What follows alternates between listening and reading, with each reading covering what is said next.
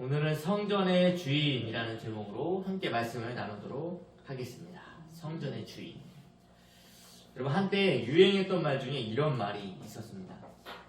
내 인생의 주인공은 나다. 이게 무슨 말입니까, 여러분? 내 인생의 주체는 나기 때문에 다른 사람을 의식하기보다는 나 자신이 원하는 바, 나 자신이 뜻하는 바를 행하며 살아가자라는 말이죠. 그러니까 많은 사람들이 자신의 인생에 자신이 주인공임을 깨닫게 해주는 말이었습니다. 그래서 주도적인 삶을 살아가도록 했습니다.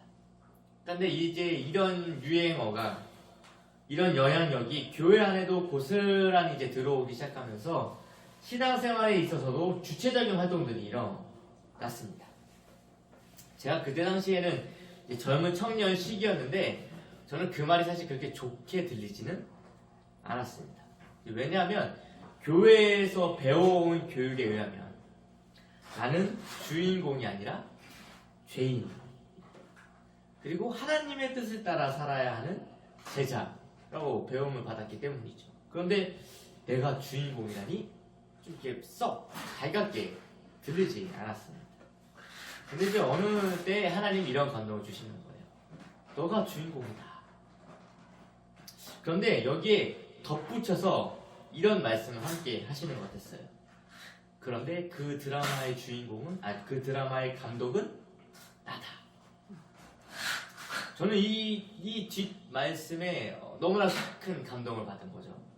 내 인생의 드라마의 주인공은 나지만 그 드라마를 써내려 가시는 작가이자 감독은 누구시다? 하나님이시다라는 거예요. 저는 이것이 그리스도인이 가져야 할 삶의 주체적인 자세임을 깨닫게 되었습니다. 성도 여러분, 어떠십니까? 우리는 우리 인생의 주인공이면서 감독이신 하나님을 따라 살고 계십니까?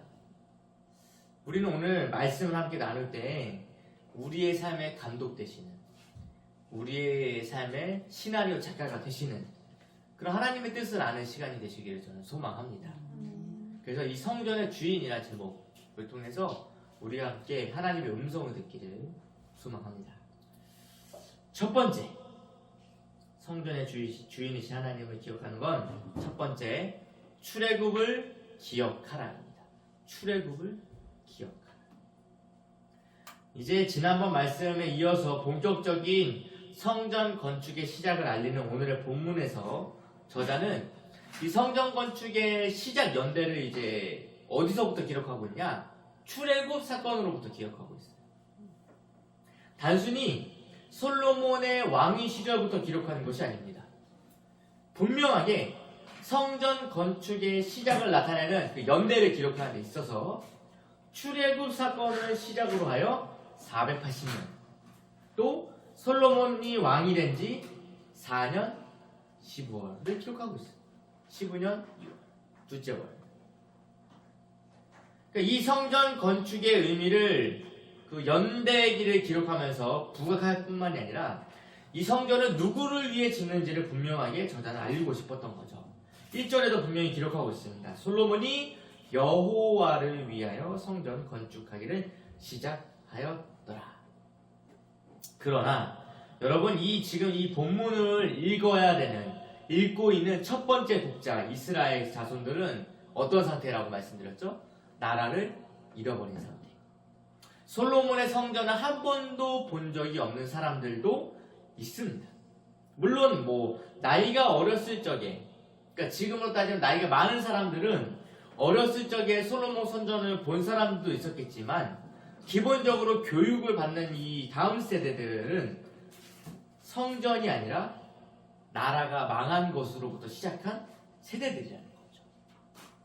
이 다음 세대들에게 하나님을 알리고자 기록한 이 열왕기 서인 만큼 저자는 그 대단한 성전, 그 아버지 또는 윗세대로부터 소문으로만 듣던 엄청난 영광이 가득했던 성전은 누구를 위해 지어진 것이다 라는 걸 알려주는 거예요. 하나님을 위해 지어진 것입니다. 그리고 그 하나님은 어떤 분이시냐? 우리를 애굽에서부터 건져내어 가나안 땅에 살게 하신 하나님이다라는 걸 알려주는 거예요. 그러니까 이 성전의 주인은 바로 솔로몬이 아니라 하나님이다라는 사실을 각인시킴과 동시에 우리가 믿는 하나님이 어떠한 분이신지도 정확하게 알려주는 목적을 가지고 연대를 기록했다라는 것입니다. 여러분, 성전을 받으시는 하나님은 히브리 민족을 애굽으로부터 나오게 하신 분이세요. 이 출애굽 사건을 기록함으로 1차적 독자, 그러니까 이스라엘 백성들, 포로가 된 그 세대들은 자신의 정체성을 다시 한번 확인할 수밖에 없도록 만들었다는 겁니다. 이스라엘이란 나라가 어디서부터 시작됐는지, 무엇으로부터 시작되었는지 정확하게 알려주고 있는 거죠. 하나님은 애굽에서 이스라엘 자손들을 건지실 때에 명백히 따지면 이스라엘이 한 것은 아무것도 없어요. 그러니까 온전히 그냥 하나님께서 모세 한 사람을 통해서 출애굽하시도록 인도하셨고, 또 광야를 돌았지만 또 가나안 땅에도 들어가게 하셨고, 그때 무엇을 사용하셨어요? 움직이는 성전, 성막의 형태로 하나님의 처소가 움직였었는데, 이 시대, 솔로몬의 시대에 와서 이 성전은 뭐다? 고정된 성전의 형태로 연결되어지는 거다. 그러니까 무슨 말을 하려고 하냐, 이 저자는. 우리가 성전을 짓는 건 단순히 우리가 하나님의 집을 짓는 개념이 아니고, 이거는 출애굽 때부터 하나님이 우리에게 주신 성막, 움직이는 성막, 하나님의 임재가 담겨있는 그 성막이 고스란히 성전으로 연결되어지는 거다라는 걸 알려주고 싶은 거예요. 즉, 이 하나님을 위한 이 성전은 솔로몬의 대단한 업적이다 라고 치부될 문제가 아니라는 거예요. 이런 수준으로 해석될 문제가 아니라는 겁니다. 이스라엘 민족의 입장에서는 이 성전은 우리를 애굽에서 나오게 하신 하나님의 임재를 나타내는 그런 성막과 같은 개념이라는 거예요. 그 하나님이 동일하게 솔로몬을 통해서 성전을 건축하도록 인도하셨다라는 걸 저자는 보여주고 싶은 겁니다. 이 시작으로 본격적인 성전 건축의 수치와 그 내용을 명확하게 기록하고 있거든요. 물론 우리가 이 수치를 보고 솔로몬의 성전 크기가 실제로 얼마나 했는지 확인해 볼 수 있어요. 그렇지만 이 본문을 기록한 저자의 핵심은 솔로몬의 성전의 크기가 이러이러했다라는 걸 알리는 것도 중요하다고 생각할 수 있지만, 정말 중요한 건 그게 아니었다는 거죠. 뭐냐? 정말 중요한 건 이 성전의 주인이신 하나님을 나타내는 게 핵심이었다는 거예요. 왜냐하면요, 왜 이걸 강조하려고 했냐면요, 그 대단하게 여기던 솔로몬 성전 역시 지금 성경을 읽고 있는 포로된 이스라엘 백성들에게는 어떤 상태입니까? 흔적조차 찾아볼 수 없는 상태라는 거예요. 즉, 열왕기를 기록하고 있는 저자는 솔로몬 성전 건축을 이야기할 때 이 뒤에 이제 생각보다 많은 내용을 할애해서 기록하고 있거든요. 이 성전 건축에 대한 스토리를. 근데 이 이야기를 시작하면서 분명하게 기억해야 될 것이 있다라고 한다면 그거는 뭐냐? 애굽에서 우리를 구원하신 하나님의 성전이라는 거예요. 애굽에서 우리를 구원하신 하나님의 성전. 이 성전 건축을 하게 된 모든 과정에 어디서부터 시작이었다? 출애굽 사건이 필수적이었다라는 사실을 알려주고 싶은 것입니다. 그러니까 이 부분을 보면서 여러분, 우리가 정체성을 확립하는 것이 얼마나 중요한 것인지 또 한 번 알게 돼요. 우리가 어떠한 일을 진행하거나 시작할 때 분명한 동기가 있어야 합니다. 이 동기가 왜 필요하냐면, 어떠한 일을 시작할 때 이 동기가 반드시 필요한데, 이 동기가 어떠한 역할을 하냐? 일을 시작한 것을 끝까지 완성시키기도 하고, 우리가 원하는 목적지로 제대로 도달할 수 있게 도와주기 때문에 이 동기가 중요한 거예요. 그런데 이 동기가 불분명하거나 명확하지 않으면 우리가 열심히 일은 하지만 말 그대로 어떤 경우가 있냐?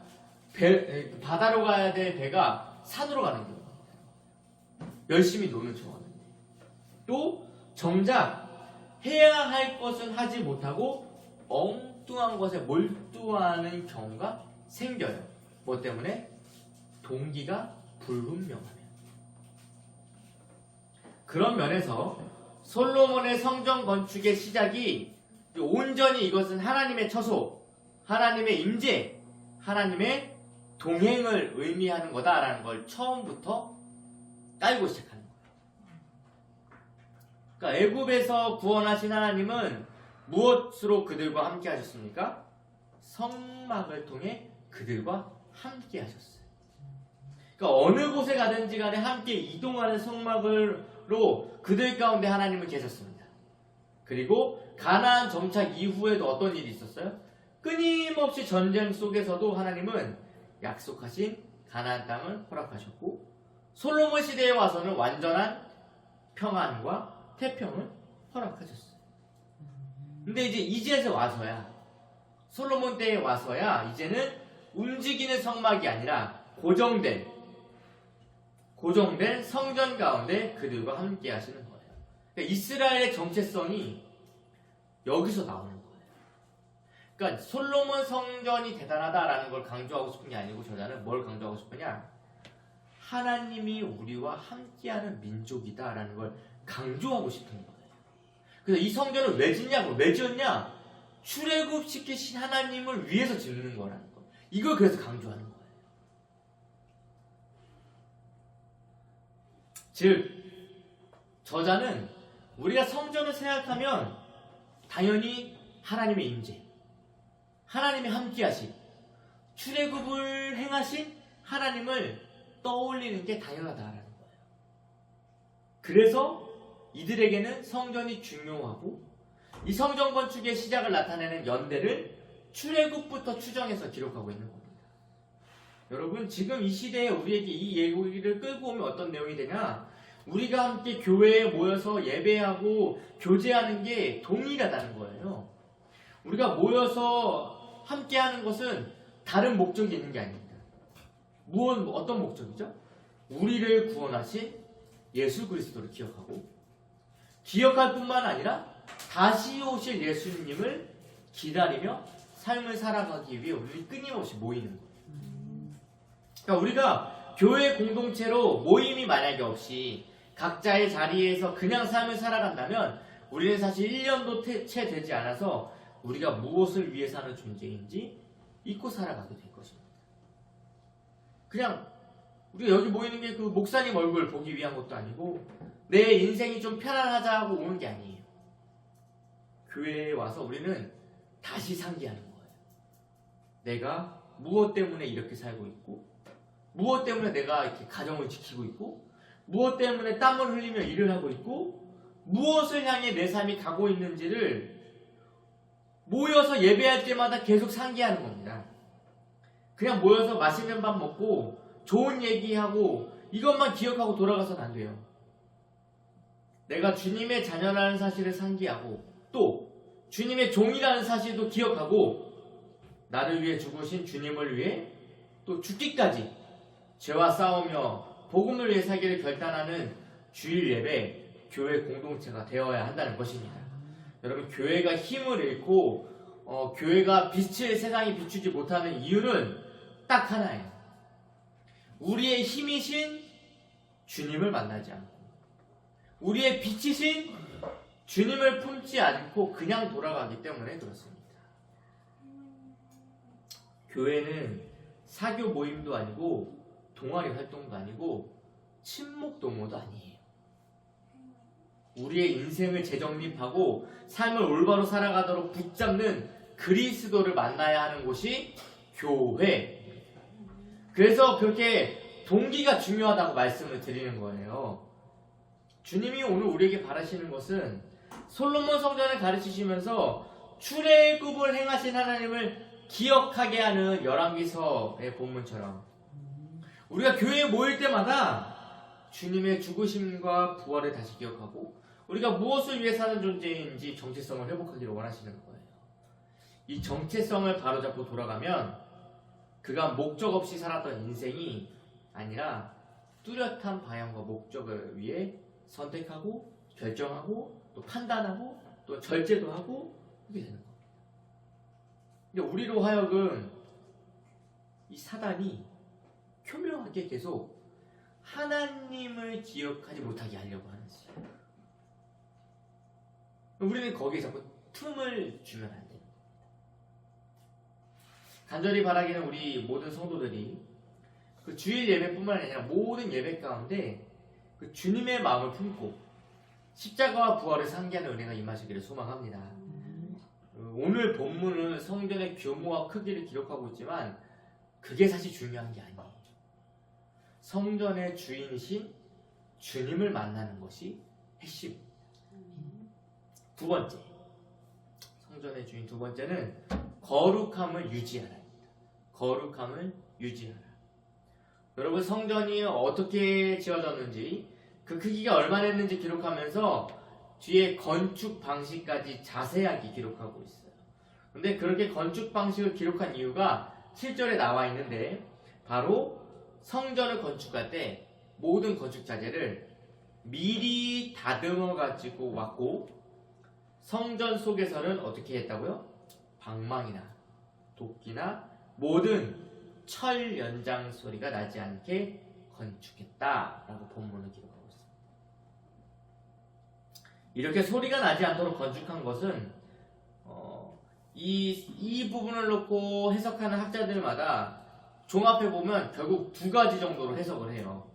먼저는 솔로몬이 그만큼 성전 건축을 치밀하고 정확하게 준비했다라는 걸 보여주는 거예요. 왜냐면은 미리 다듬어 가지고 건축 자재를 가져와서 이제 조립하기만 하면, 소리가 안 나도록 끼우기거나 얹기만 하면 완성되도록 제작을 했다는 얘기인데, 그것이 사실 아무리 정교하게 한다고 한들 잘 안 될 수도 있지 않습니까? 근데 솔로몬은 그렇게 하지 않았다.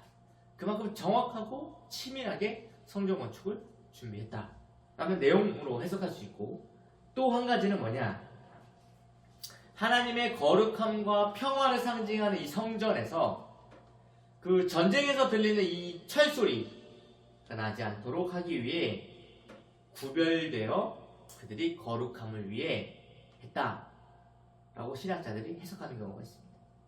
대다수는 이 두 번째 이유처럼 하나님의 거룩한 성전이기 때문에 피와 전쟁의 상징인 철소리가 나지 않도록 그 평화와 거룩을 강조했다는 것에 초점을 두고 해석하는 것이 일반적이긴 해요. 물론 철소리가 전쟁과 피를 나타내는 것도 사실입니다. 그렇지만 여러분, 우리가 그 구약을 보면 볼수록 여호와는 어떤 분이시냐면요, 전쟁의 신으로 불려요. 그런데 이제 소리를 내지 않도록 했던 것에는 분명한 역사적 근거가 있다라고 저는 확신합니다. 뭐냐면 이스라엘 민족이 아직 가나안 땅을 정복하기 전에, 그리고 실제적인 정복 전쟁을 시작할 때 어떤 전쟁으로부터 시작했죠? 여리고성 전투로부터 가나안 땅을 시작해요. 그러니까 이 여리고성 전투에는 매우 독특한 특징이 있죠. 우리가 모두 알고 있습니다. 하루에 한 바퀴씩 7일째 7바퀴를 돌았어요. 근데 뭘 허락하지 않았습니까? 소리 내는 것을 허락하지 않았어요. 이 여리고성의 전쟁은 완벽한 하나님의 전쟁이라는 거예요. 이스라엘이 어떤 전략이나 뛰어난 전술, 특별한 군사력으로 그 전쟁에서 승리한 게 아니다. 그들이 한 것은 하나님께서 시키신 대로 하루에 한 바퀴씩 도는 것, 7일째 7바퀴를 돌고 마지막에 소리를 치는 것이 그들의 전쟁이었어요. 그러자 어떤 일이 일어납니까? 그 견고하고 철옹성 같은 여리고 성벽이 한순간에 무너졌어요. 이것이 출애굽 이후에 이스라엘 민족이 처음으로 전쟁했던 전쟁의 시작입니다. 전쟁은 누구의 것입니까? 철저히 하나님께 속한 것임을 보여주는 여리고성 전투였어요. 이때도 어떻게 했어요? 조용했어요. 지금 솔로몬은 무엇을 짓고 있습니까? 하나님의 성전, 하나님이 거하신 처소. 그러니 이것이 온전히 하나님의 것임을 나타내는 방법, 이 성전의 주인이 솔로몬이 아니라 하나님이심을 가르치는 방법은 어떤 것이 있는지 알려주는 거예요. 마치 여리고성 전투를 어떻게 했는지 알려줌으로써 이것이 하나님이 행하신 전쟁이다 라는 걸 가르쳐주는 것과 마찬가지. 출애굽도 마찬가지. 모두가 누가 하신 일이에요? 하나님이 행하신 일이에요. 이 성전 건축 역시, 솔로몬이 지금 하고 있는 성전 건축 역시 하나님께서 행하신 사건임을 열왕기서 저자는 분명하게 반복적으로 가르치고 있는 것입니다. 이렇게 철소리 하나 들리지 않도록 하는 성전 건축을 통해 하나님은 구별된 또는 거룩한 분이심을 또 한번 강조하는 거예요. 일반 신들과는 다릅니다. 지금 포로로 잡혀있는 이방 나라에 있는 다른 신들과 여호와 하나님은 다른 거예요. 왜 저자는 이런 독특한 건축 방식을 굳이 기록했을까? 여호와 하나님은 세상의 방법이 아닌 하나님의 방법에 따라 역사하시는 분임을 알려주기 위한 겁니다. 다윗이 여호와의 법궤를 가지고 올 때 맨 처음에 무엇을 이용했습니까? 소를 이용해서 가지고 오려고 했어요. 근데 그때 너무 신이 나서 막 비파와 수금으로 막 노래를 불렀거든요. 다윗이 너무 좋아가지고. 근데 누구까지 난리가 났습니까? 소들도 난리가 난 거예요. 그래서 어떻게 됐죠? 법궤가 떨어질 뻔했고 이것을 우사가 손을 대는 바람에 죽어요. 다윗은 두려워했죠. 그리고 다시 법궤를 가지고 올 때 어떻게 했습니까? 하나님이 명령하신 대로 제사장들이 메고 오도록 했어요. 이뿐만이 아니에요. 그러니까 무엇을 말씀드리려고 하냐? 성경에는 하나님이 세상 방법을 따라서 하신 게 아니라 하나님께서 정하신 하나님의 방법에 따라 자신을 나타내 보이시고 역사를 인도하고 계셨음을 성경은 계속해서 우리에게 보여주고 있어요. 솔로몬이 이 역사를 모를 리가 없죠. 그래서 하나님의 일, 하나님을 위한 성전은 하나님의 방법으로 해야 함을 알고 있었습니다. 특히 하나님의 성막에서는 그 어떠한 소리도 나지 않았어요. 여러분 아시잖아요. 대제사장이 1년에 한 번 지성소에 들어가는데 그때 어떻게 들어갑니까? 옷에 방울과 줄을 매달고 들어가요. 왜 그렇게 들어가냐면 지성소에 아무도 들어갈 수가 없어요. 근데 만약에 죄 때문에 대제사장이 죽으면 대제사장을 꺼내서 들어갔다 죽거든요. 근데 죽었는지 안 들어갔는지 어떻게 삽니까? 움직이면 방울 소리가 날 것이고 안 움직이면 소리가 안 나겠죠. 안 움직이면 매었던 줄을 당겨서 죽은 대제사장을 꺼내겠죠. 그러니까 지성소, 성막은 고요한 곳이에요. 조용한 곳이에요. 이것을 다른 말로 어떻게 하면 구별됐다, 거룩하다라고 표현하는 거예요. 그러니까 성막은 시끄럽고 정신없는 곳이 아닙니다. 정말 쥐죽은 듯이죠. 무엇을 얘기하려고 하는가? 하나님을 섬기는 것은 우리가 원하는 대로, 우리의 방식대로 하는 게 아니라는 거예요. 우리는 하나님의 방법으로 하나님을 섬겨야 된다는 거예요. 그러니까 이런 어려운 말로 뭐 어떻게 해야 된다? 거룩하게 해야 된다라고 하는 거예요. 구별된 방법이 있다라는 겁니다. 거룩하게 행하라는 것은 하나님의 방법대로, 하나님의 뜻대로 해야 된다라는 말인 거예요. 즉, 성전 건축 방식까지 설명하면서 우리가 믿는 하나님은 우리의 방식이 아니라 이방인들과 똑같지 않고 하나님께서 정하신 구별된 방식으로 거룩하게 행해야 됨을 저자는 알려주고 있는 거예요. 여러분 지금 시대에도 동일하게 적용돼요. 우리가 하나님의 일, 하나님의 방법으로 행해야 됩니다. 또 하나님께서 반드시 그렇게 행하게 하세요.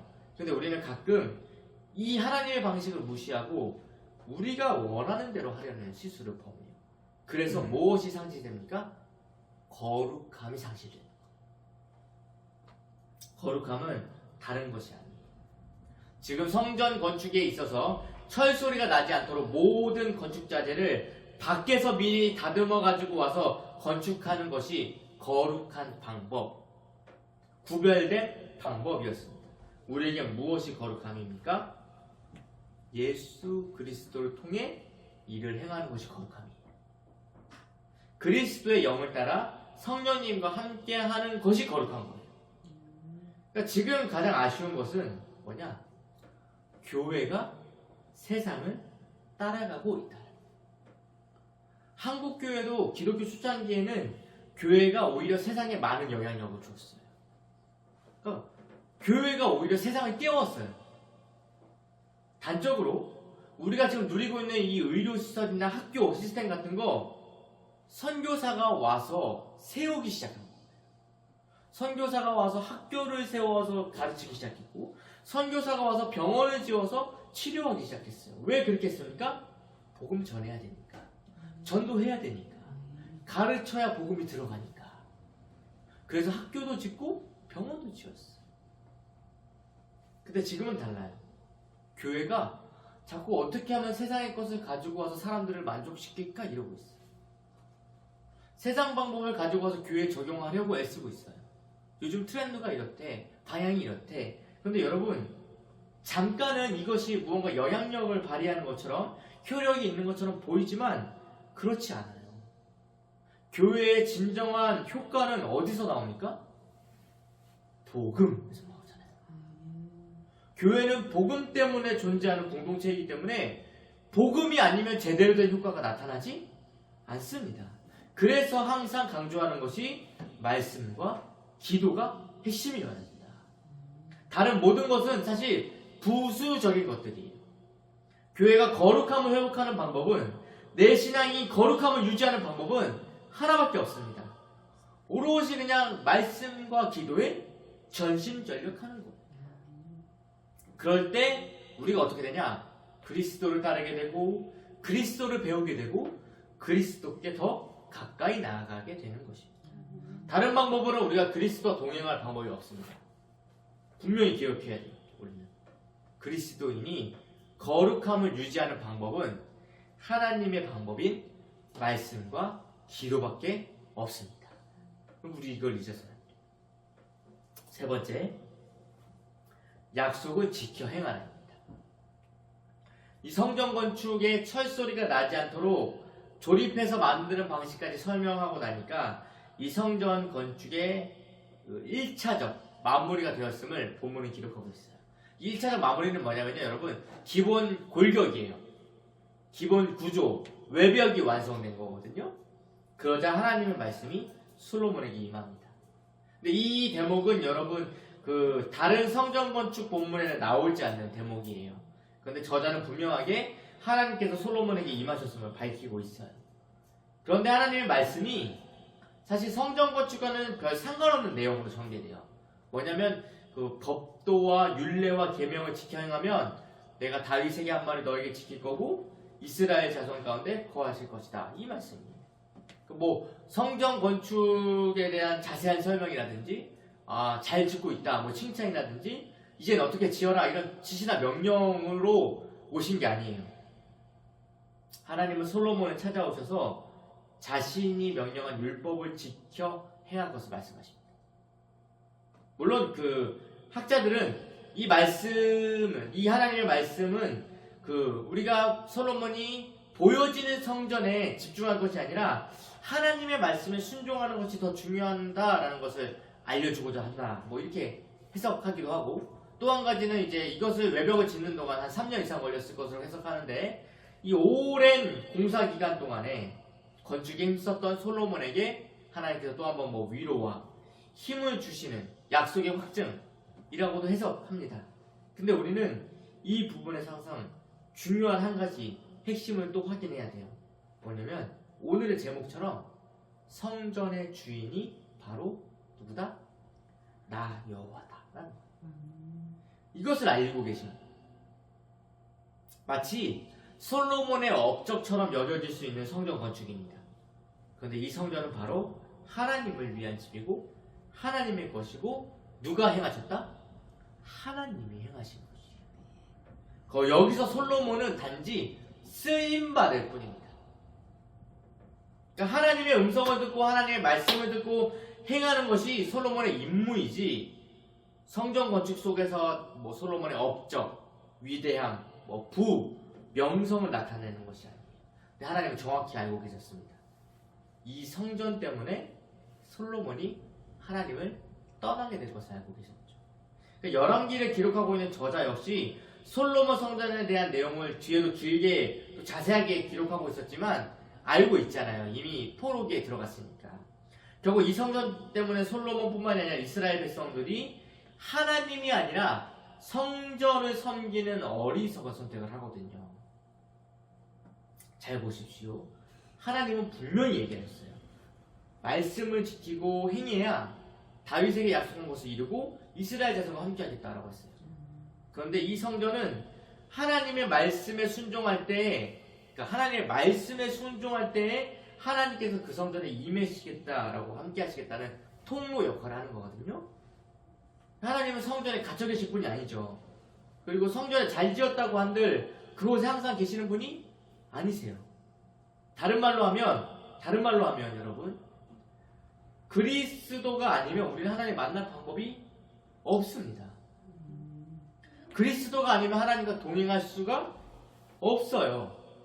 그런데 우리가 그리스도를 따를 때, 그리스도 안에 거할 때, 그리스도와 함께 죽고 살고 할 때 구원을 이룰 수 있는 거예요. 그러니까 그런데 그리스도 안에 없으면서 그리스도께 순종하지도 않으면서 보이는 교회에 와서 하나님과 내가 함께하고 있다라고 착각해서는 안 된다. 보이는 성전에 와서 내가 하나님의 말씀을 순종하고 있다라고 착각해서는 안 된다. 이 열왕기서를 기록하고 있는 저자는 알고 있었어요. 남유다가 망하기 직전에 여러분 이스라엘 백성들이 어떤 일을 행했냐면요. 그 예레미야도 그랬지만 선지자들이 와서 차라리 항복해라 그랬어요. 하나님 이미 떠나셨다. 항복해라.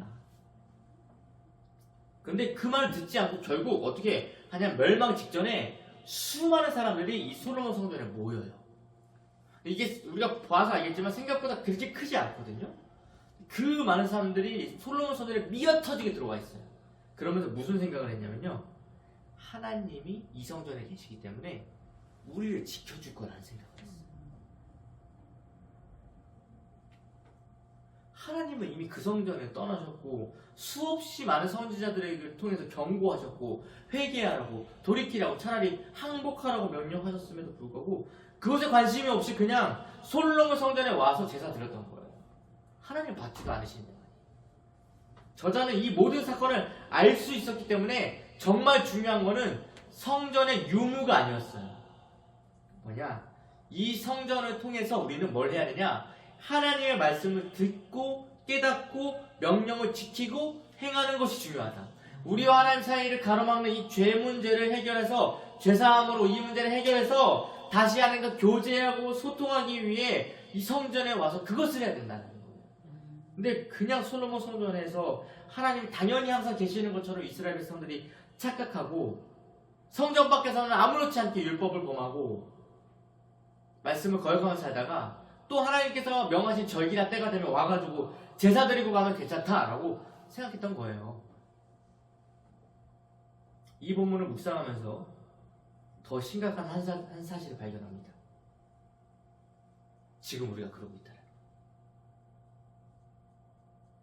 교회 건물에 들어가서 예배 시간 되면 마치 거룩한 척, 하나님의 말씀을 들을 생각도 없고 하나님의 마음이 무엇인지 알고 싶지도 않으면서 그냥 와서 앉아있다가 시간만 되면 나가는 현실.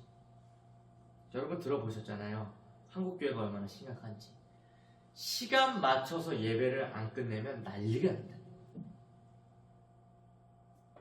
물론 어떤 사람들은 설교 시간이 조금만 넘어가도 뒤에서 막 빨리 끝내라고 손짓발짓 한다는 거예요.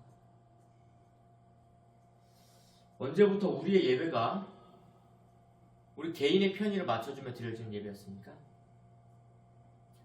예배가 하나님께 드리는 거지 나 편하려고 드리는 겁니까? 내 시간 맞추고 내가 원하는 스타일에 맞는 것이 예배입니까? 그렇다면 우리는 생각해봐야죠. 우리의 예배는 어떠합니까? 하나님은 분명하게 솔로몬 성전 건축 과정 중간에 말씀하셨어요. 하나님의 명령을 지켜 행하는 것이 더 중요하다. 하나님께서 하신 약속에 집중하는 것이 더 중요하다. 성전은 왜 성전 건축을 했냐? 하나님의 우리에게 행하신 약속과 명령을 깨닫고 확신하고 배우고 알고 지켜 행하기 위해 존재하는 것이다 라는 걸 알려주는 거였어요. 그래서 성전이 뭐다? 그리스도의 모형인 거예요. 왜냐? 여러분, 그리스도가 아니면 우리가 하나님의 뜻을 알 수도 없고 하나님께 가까이 갈 수도 없고 가까이 할 수도 없고 하나님의 약속을 지킬 수도 없어요. 그리스도 안에 있을 때 하나님께서 약속하신 것이 우리에게 이루어지는 겁니다. 즉 오늘 저자는 솔로몬 성전 건축에 있어서 외부를 짓고 내부를 짓는 그 중간에 정확하게 하나님의 말씀을 기록하고 있어요. 그러니까 외부 다 짓고 나서 이 뒤에 이제 내부 장식이 들어가거든요. 그 중간에 하나님의 말씀이 들어왔다는 거예요. 솔로몬에게. 근데 그 내용이 다른 내용이 아니고 뭐냐? 법도와 율례와 규례를 지켜 행해야 된다. 지금 포로기에 있는 이스라엘 백성들은 솔로몬 성전은 돌아가고 싶은 아마 위대한 이스라엘의 역사였을 것입니다. 그리고 지금 자신들은 그 찬란한 역사를 뒤로한 채 가장 심각한 상태에 있는 거죠. 왜냐? 나라도 잃어버리고 성전도 없어진 포로기에 있습니다. 근데 그것은 다른 것이 아니에요. 솔로몬 성전 건축 때도 하나님은 말씀하셨어요. 뭐라고? 내 명령을 지켜 행하면 내가 약속대로 행하겠다. 명령을 지켜 행하지 않았기 때문에 나라가 망하고 성전이 파괴된 거예요. 이것을 누구에게 알려주고 싶었던 거예요? 지금 포로기에 있는 다음 세대들에게 이 찬란했던 영광도 결국 하나님의 말씀 안 지켜서 있게 된 거다. 성전이 우리를 지켜준 게 아니다. 이거를 어디서 알 수 있냐면요, 여러분 참 신기하죠? 포로기에 있는 그들에게 열왕기서 저자는 열왕기하 25장 마지막 장에 가면요, 그 내용이 꼭 기록되어져 있어요. 성전이 붕괴된 사건을 반드시 집어넣었어요. 그냥 많은 왕들이 어떻게 됐다, 포로가 됐다로 끝날 수 있는데 25장 마지막 장 그 중간에 딱 성전이 멸망했다라는 걸 딱 기록하고 있어요. 저자는. 왜 굳이? 성도 여러분, 우린 지금 하나님의 명령을 모르는 게 아니에요. 사실 알지만 어떤 상태입니까? 지켜 행하지 않는 상태예요. 알지만. 그러니까 이스라엘 백성들이 하나님의 성전에 와서 하나님께서 하시는 말씀에는 관심이 없고 제사만 드려놓고 자신이 할 일을 다 했다라고 한 것처럼 살았어요. 근데 우리도 점점 이렇게 되어가고 있다. 와서 예배드리면 끝나는 것이 아닙니다. 말씀을 듣고 지켜 행하는 것이 우리가 모이는 목적이에요. 우리가 존재하는 목적입니다. 모여서 예배함으로 뭐합니까? 하나님을 찬양하고 또 흩어지면 또 뭐합니까? 복음을 전파하는. 그러니까 하나님을 항상 나타내는 것이 초대교회의 삶의 모습, 존재의 모습이었어요. 근데 지금 우리 한국교회는 이스라엘이 망하기 직전의 모습과 너무 동일하다는 거예요. 성도들의 신앙이 하나님 중심이 아니고 말씀 중심도 아니고 하나님의 약속 중심도 아니에요. 그냥 나 중심입니다. 나 중심. 신앙도 나 중심, 말씀 묵상도 나 중심, 예배 시간도 나 중심, 봉사와 헌신도 나 중심. 우리는 지금 이 나 중심의 신앙을 회개하고 그 하나님의 약속과 말씀 중심으로 바뀌어야 돼요. 하나님께서 솔로몬에게 하시는 이 부분을 우리 명확하게 깨달아야 됩니다. 교회에서 모이는 거 중요하죠. 근데 그 이유가 있다는 거예요. 예배에서 우리가 예배하는 형식이나 시간 중요하죠. 근데 더 중요한 것이 있다는 것입니다. 뭐죠? 하나님의 명령을 지켜 행하기 위해서 우리가 예배도 하고 모이기도 한다는 거예요. 이것을 위해 우리가 모이고 예배하고 시간을 드리고 형식을 갖춰서 예배하는 것입니다. 말씀을 정리하겠습니다. 여러분, 성전의 주인은 누구십니까? 하나님이세요. 모르는 사람이 없어요. 솔로몬이 성전을 건축할 때부터 하나님은 자신이 이 성전의 주인임을 명확하게 드러나고 했어요. 그래서 어떻게 하셨다? 성전 건축의 시작 연대를 출애굽부터 계산했다. 그리고 성전 건축의 방식 또한 구별된 방식을 사용했음을 기록하고 있다.